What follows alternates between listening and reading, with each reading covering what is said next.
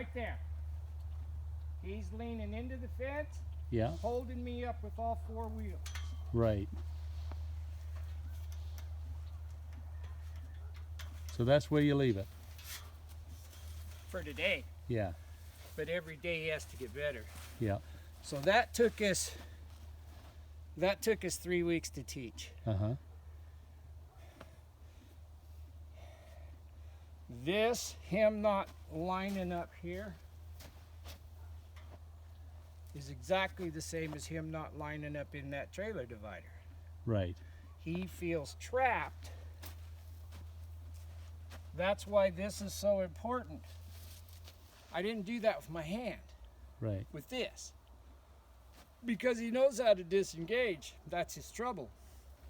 What he doesn't know how to do is move that thing without getting his face pulled on. Right. So we are working on his hip a little, Yeah. but we're teaching him a different way to move it. Just like that. Yeah.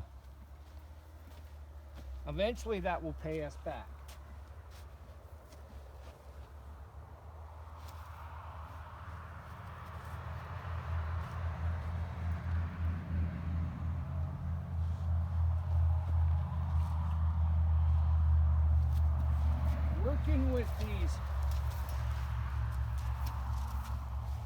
Working with these troubled horses, you learn a whole different kind of skill set. Yes.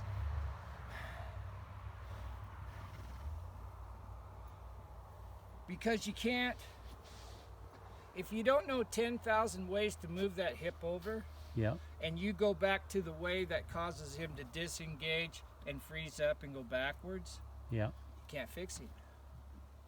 So, I've seen horses like this before.